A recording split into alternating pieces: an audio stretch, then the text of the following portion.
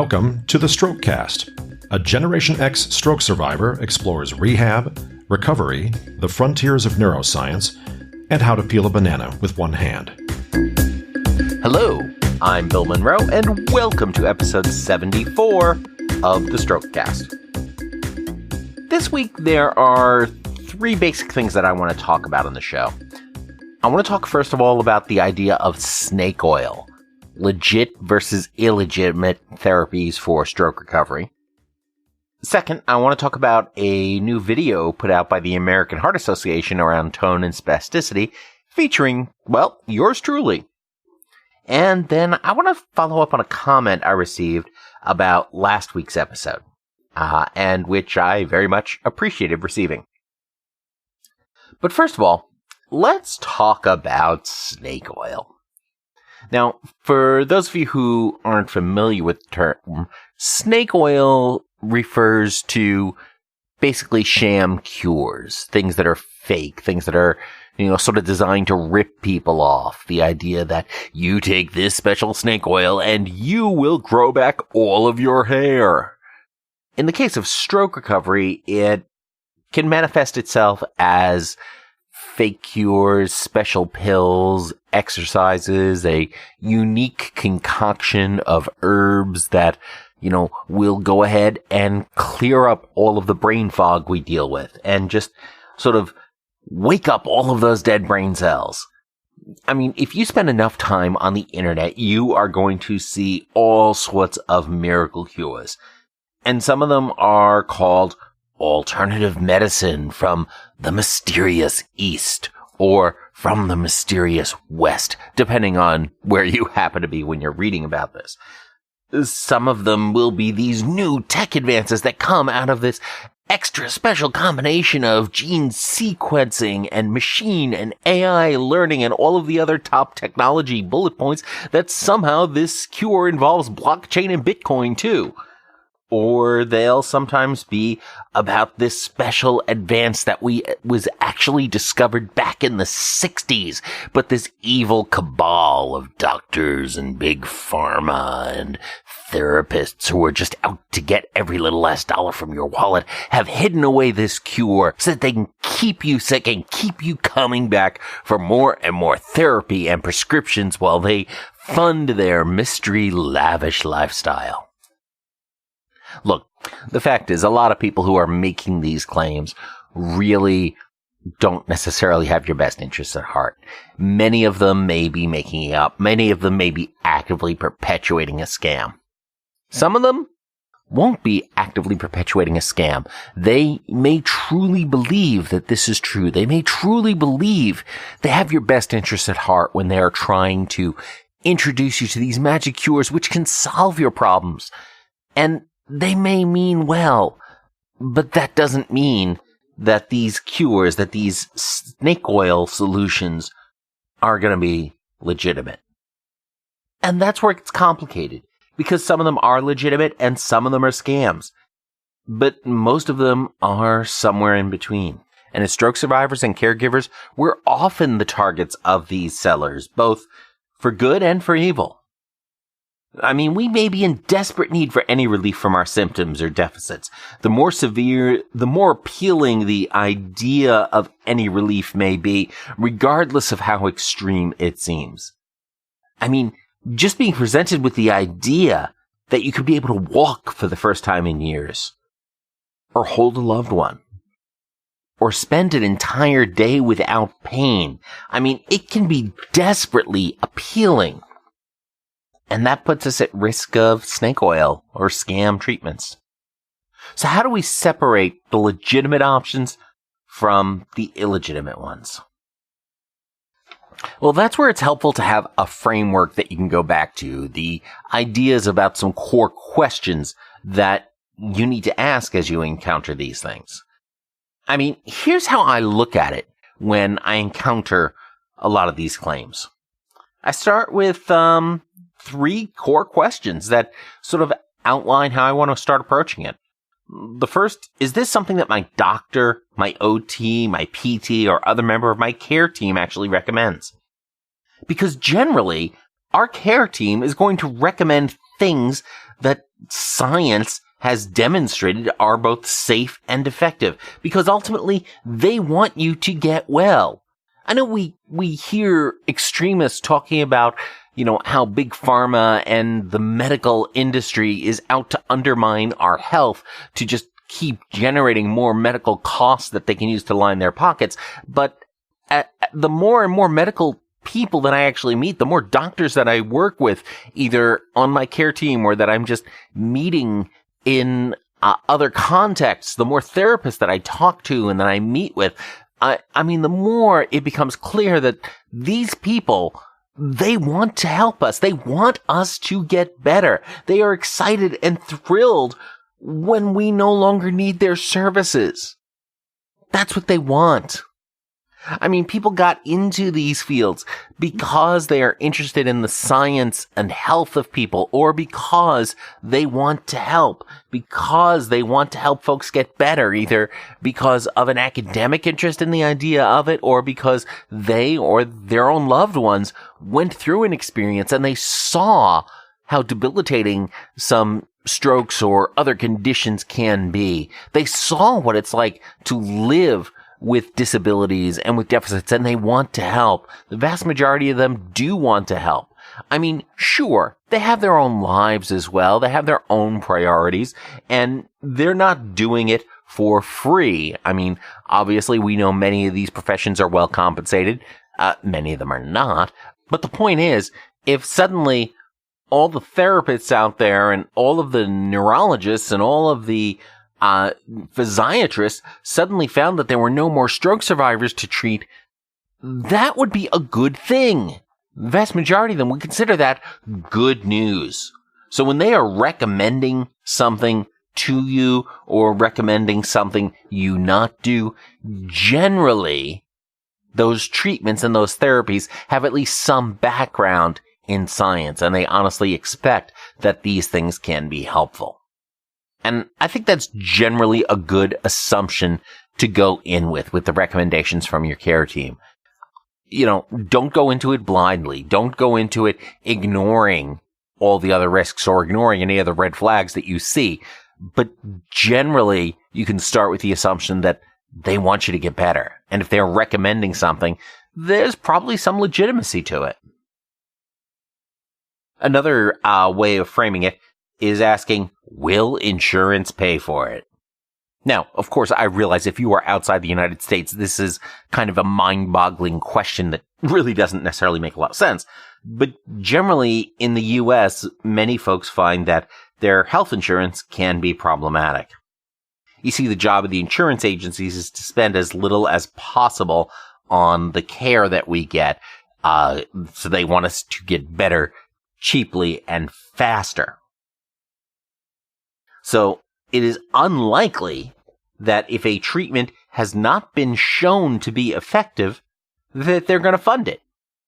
In other words, if the insurance company is willing to fund a treatment, is willing to fund a course of treatment that can potentially help you get better, odds are it's already been demonstrated scientifically to be effective. And they have found in working with other folks that this is something that can be effective and can ultimately reduce their costs down the road. Because if we get better, the insurance companies get to spend less money. Now, does that mean that any treatment that an insurance company refuses is automatically a bogus treatment? No, absolutely not. There can be some absolutely fantastic treatments out there and courses of therapy that insurance won't fund for a variety of reasons. But if they are willing to fund it, that is definitely a good sign about its safety and its effectiveness.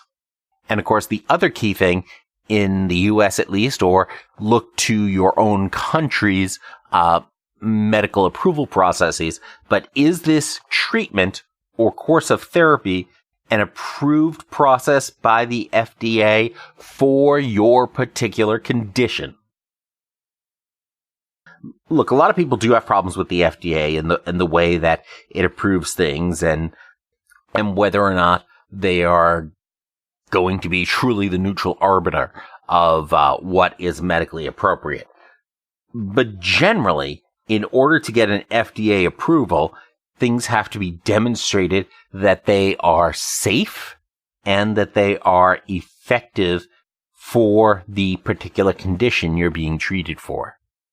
And that last part is really important because there are a lot of therapies out there that may be approved for, say, Parkinson's that might not have been tested for folks with stroke.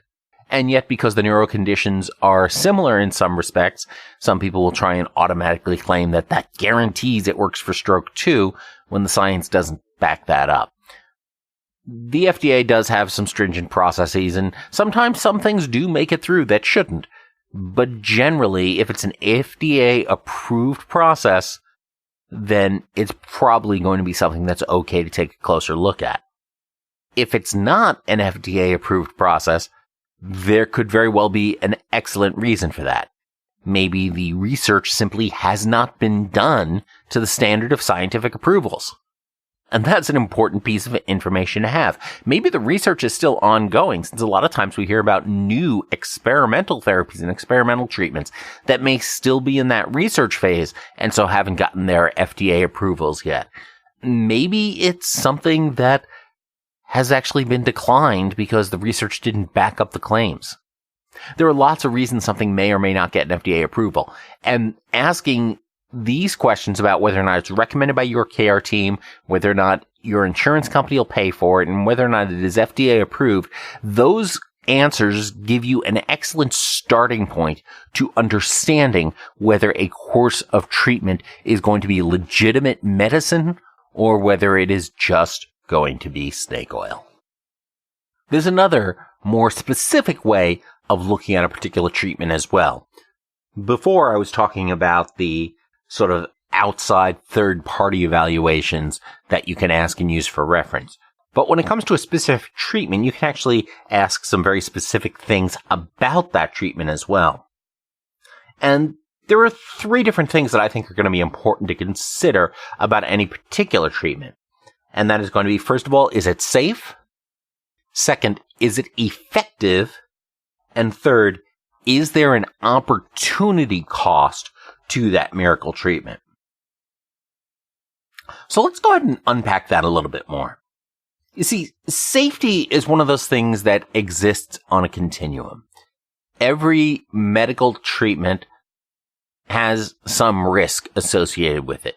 Every medication or prescription that you take, every exercise that PT or OT might have you do, every surgical intervention or medical intervention, all of these things, there is a risk associated with them. That's why everything has potential side effects. That doesn't mean you're going to get these side effects or that these risks are going to come into play, but we do need to understand the risks that we're taking. And of course, in some cases, a larger risk may very well be justified. For example, if you have a terminal condition and there is one treatment out there which has a 25% chance of actually killing you, you know what? That's a risk I might be willing to take. I might consider that a relatively safe treatment considering the alternatives. On the other hand, if I just had trouble walking and a particular treatment had a 25% chance of killing me, that would absolutely not be safe. That is absolutely not something I would consider because the risk does certainly not outweigh the reward in that case. So a lot of these things need to be evaluated on a case-by-case basis. What is the potential reward you can get versus what is the potential risk you are taking with this treatment when you go ahead and evaluate, is it safe? And generally, there are a lot of different research pieces and studies that will go into determining if something is safe, if it is safe for human use, if it is safe for your particular condition. And those are important things to look at and to understand when you encounter a novel treatment or a novel therapy. What exactly is the risk? And not only what is the risk as the particular person selling that treatment is willing to describe it, but what does the science say? What do the studies back up on that risk? Do they say that it is safe, the risks are low? Or do they say that, we don't know? Or do they say that, yeah, this is too dangerous? Go ahead and take a look at some of that research and ask more questions about evaluating whether something is safe. Now, a lot of the research that happens comes out in phases of looking at, first of all, is it safe? And we have to be very careful about just what the role of that research is. Late last year, I talked with Dr. Nirav Shah on this program about the overview of stem cell therapy. And stem cell therapy is a fascinating field, and it's one of those things that is currently undergoing a lot of research. A couple of years ago, Stanford University released preliminary results of a study where they injected stem cells into a person's brain by drilling through the skull. And there were some really promising results from that small study. I think it was about 20 to 40 people that were part of it. And it got some press. We started to see some early folks doing recovery. And it started a lot of other stem cell clinics popping up in the US and popping up around the world, charging tens of thousands of dollars for treatments that would then look at this study and say, hey, look, this is awesome. It works. You should do this right now. Well, the problem is that Stanford study is promising, but it wasn't necessarily a study about answering whether or not this works. That was an early human study to look at, is this particular treatment safe? That's what it was looking at. And what that initial study showed was that this specific therapeutic intervention appeared not to cause significant harm. That was the focus of it. Now they are moving forward with doing other studies of figuring out, okay, can we expand this? Is this helpful? Does this treatment actually help cure people or help people recover? And those results are going to be really exciting when they come out, hopefully.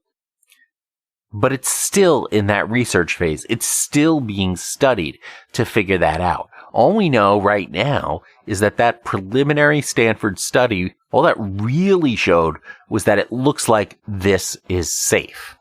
Not necessarily that it's going to be effective. So it's important to look at these studies and understand them and figure out whether or not this is something you want to go forward with. Oh, and by the way, if somebody tries to tell you that, yes, this treatment that will cost you $10 or $20 or $30,000 is a research treatment and we can see that it works, you won't run away. Because if they're doing legitimate research or legitimate studies about these treatments, you're not going to have to pay for it. That's part of what happens with these research studies, is that the research study program covers the cost for the participants.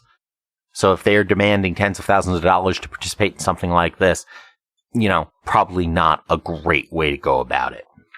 But these studies can absolutely be very important because for any new revolutionary treatment, you have to ask about the research showing that it's safe, showing that it's not going to make things worse for you.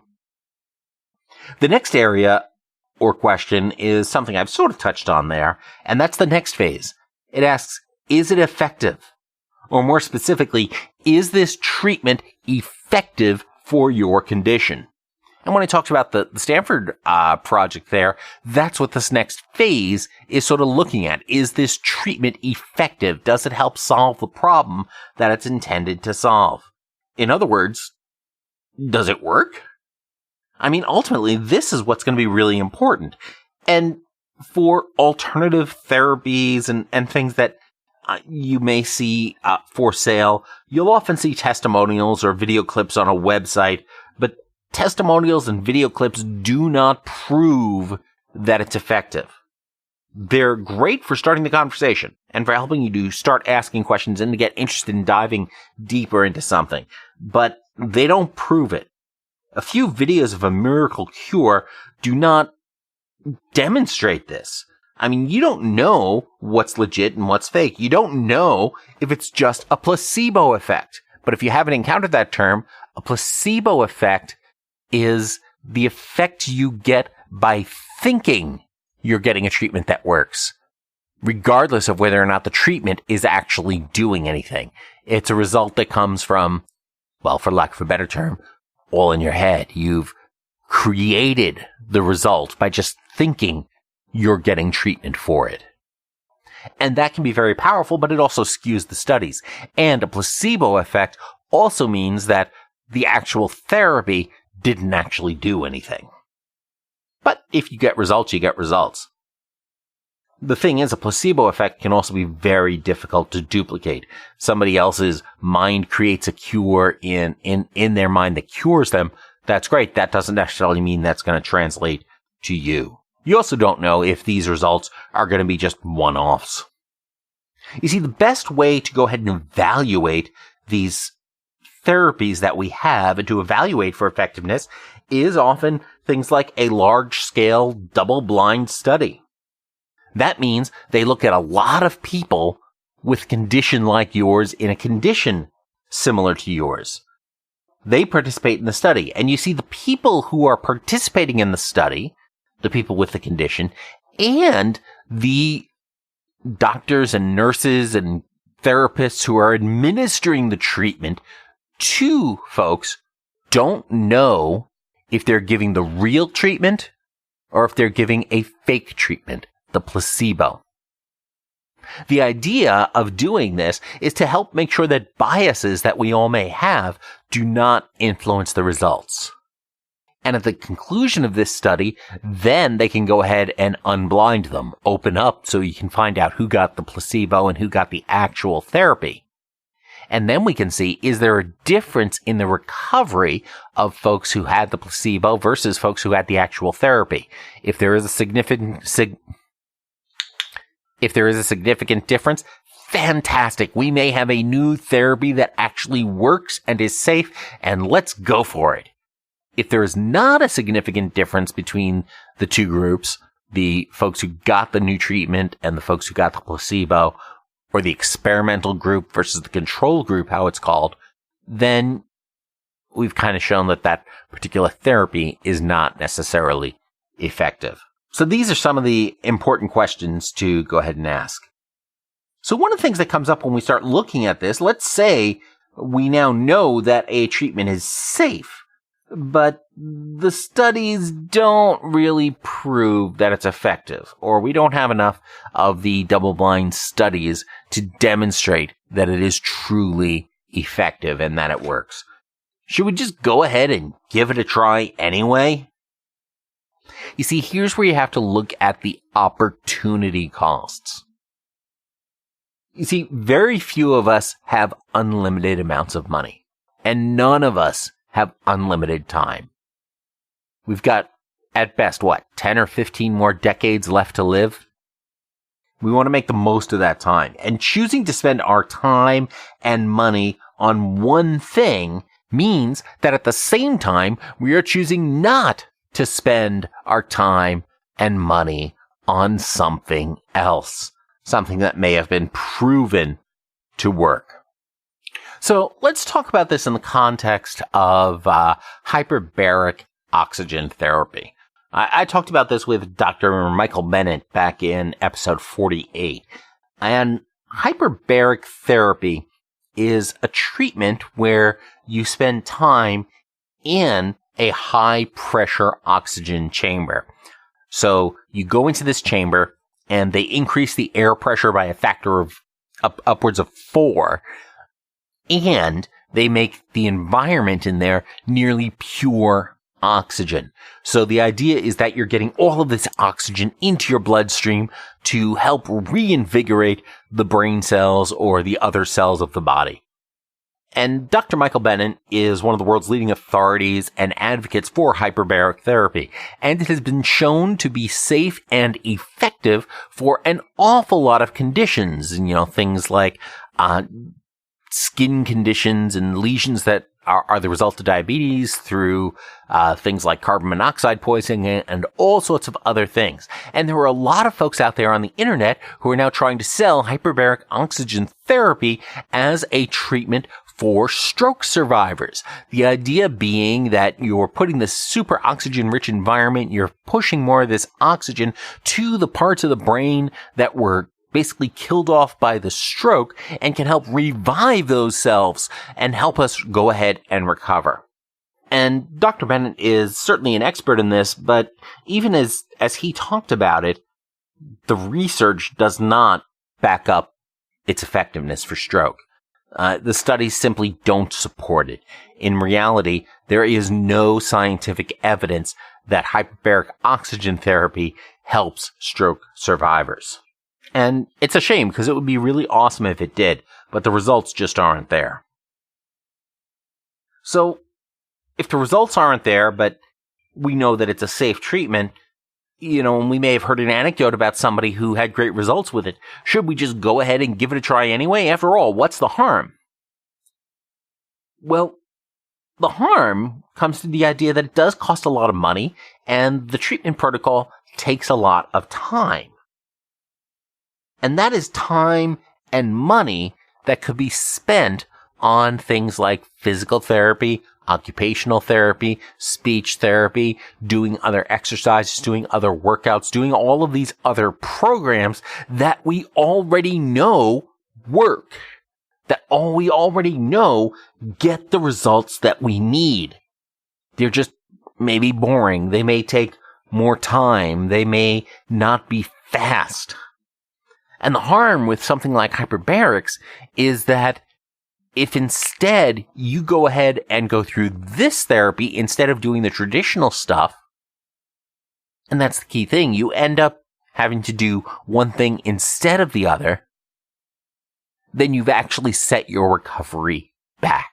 You've actually delayed your recovery because you've spent all this time and energy on this treatment option that there's no scientific evidence will work.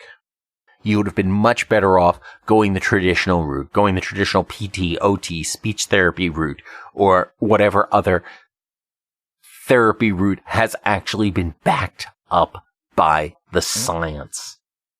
And that's the risk there. But hey, if you do happen to have unlimited time, unlimited money, go for it. Have fun. It might be kind of cool to just play with it. So am I saying you shouldn't use any of these alternatives? Absolutely not. But what I want you to do is think critically about them. If nobody else is doing them, or if this is this new revolutionary thing that's been hidden for decades, ask a lot of very critical questions about it. Evaluate who is recommending this. Why are they recommending it? Is it safe? Is it effective? Doing this means you have to skip doing something else, and is that worth it? And of course, at the end of the day, if it sounds too good to be true, it probably is. So there's a lot of stuff that you can go ahead and take a look at, and I'd absolutely encourage you to go ahead and do the research because, well, I simply find that learning about more of these things, and it is just fascinating, but make sure you understand what you're reading and what you're looking at. And if you have questions, go ahead and ask people about them. Ask, in some of the forums, ask your care team, ask your caregivers, ask the people in your lives about these things and about these details. And realize the answer might not be a clear yes or no. It might be somewhere in between, and then make decisions based on what is in there and what is going to be most effective. Ultimately, I find that the most effective thing, the most critical thing for any sort of recovery is having that attitude that you will get better and that you are going to do the work that it takes to get better. And that can be absolutely very important regardless of the type of therapy that you're doing. And sometimes just the fact that you are doing therapy sets your mind into a position where you can actually go ahead and start to recover and leverage that power of neuroplasticity. But of course, I haven't done the large-scale double-blind studies to back that up. So, look at what makes sense and evaluate things critically. So, let's talk about something else now. Just this past week, the American Heart Association released a new video about tone and spasticity. And I was really excited for this new video to come out because back in March, I was a participant in it. They had actually reached out to see if I would be willing to be on camera and talk about, the tone and spasticity that I deal with in my arm and my hand and my leg. And, As you may have guessed at this point, I tend to live most of my stroke recovery life online, so I went ahead and said, sure, let's go ahead and make this happen. So back in March, I spent some time on the phone with one of their researchers, who talked to me about my story and helped write a script. And then later in the month, we went ahead and spent the day at an Airbnb here in Seattle filming this video about tone and spasticity. And it came out really cool. I'm very happy to be a part of this project. What's really nice about this project is that it's sort of an introduction to what tone and spasticity is, how it manifests. So if it's something that you're dealing with and you try to explain to other folks, one thing you can do is you can just send folks a link to this video, and it has an introduction. It talks a little bit about how it manifests in my life. We also hear from a physiatrist who talks about the tone and spasticity and what that means from a medical standpoint, as well as some of the different treatment options to it. So it is great introduction to this topic, either for yourself to learn more about it, or for other people in your lives that you might want to share some more information about. So it is a great thing to go ahead and check that out. So you can go ahead and find that on YouTube by searching for the American Heart Association, or just go to the show notes for this episode and you'll see it there. Or you can just go directly to the video by going to strokecast.com/spasticity video. And again, it's a nice tool to go ahead and talk more about this issue. Speaking of videos, last week I talked about a couple of stroke-related movies. My Beautiful Broken Brain and The Diving Bell and The Butterfly. I definitely recommend checking them both out. And in that discussion, I referred to Jean-Dominique Bauby, the hero of The Diving Bell and The Butterfly, as a stroke victim instead of as a stroke survivor. And a member of the Strokecast community reached out to me in a private message on Twitter about it to express her disappointment in my use of the word victim there. And I really appreciated that message. You see, language and words are important. I mean, my entire approach to my recovery is based on the power of yet. That one magical word, yet. It's a super important word because it influences how I see what I'm doing and how I see my future. It's one thing to say I can't use my left hand. It's another thing altogether to say that I can't use my left hand yet. You see, yet is about acknowledging the reality of today while making plans to make it different for tomorrow. Our language shapes our perspective, and it's how we translate the world around us into the reality that lives in our brain. And while we are rewiring our brains, using language in the right way, internally and externally, can be so important. And we are survivors. I mean, if you had a stroke and you are listening to this right now, you are not a stroke victim. You are a stroke survivor. Stroke victims are the folks who don't make it, are the folks who don't survive their stroke. Now, complicating a little bit whether or not Bauby is a survivor or a victim is that ultimately, almost 2 years after his stroke, he did die from complications related to it. But, I mean, in that time, in living with locked-in syndrome, the guy wrote a freaking book by blinking his eye. I mean, that doesn't scream victim to me. So when you get the chance, go ahead and watch The Diving Bell and The Butterfly, and let me know. Do you see Bauby as a victim, as a survivor, or something else, and why? And if you have a reaction, positive or negative, to something else I say on the show, go ahead and let me know. And that brings us to our hack of the week. And this week's hack comes to us from Dr. Carol Ann Nelson from Destination Rehab.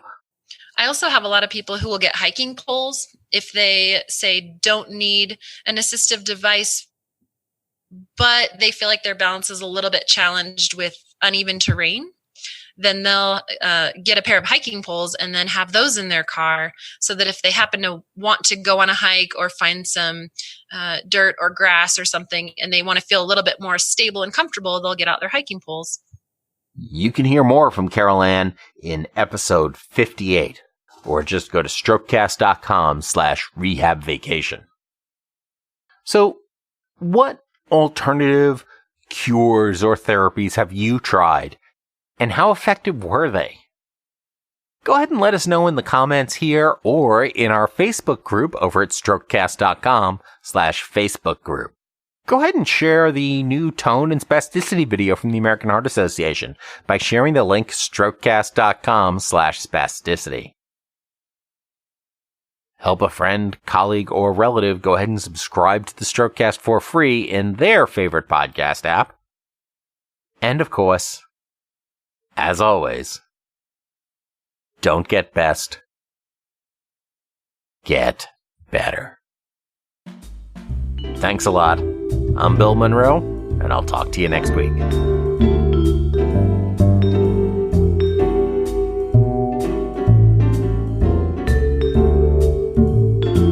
The Strokecast, Bill Monroe, and Bill's guests provide general information and entertainment, not medical advice. Please do not make any changes to your treatment plan or the execution of your treatment plan without first consulting your personal doctor or medical team. The Strokecast is a proud production of the Currently Speaking Podcast Network.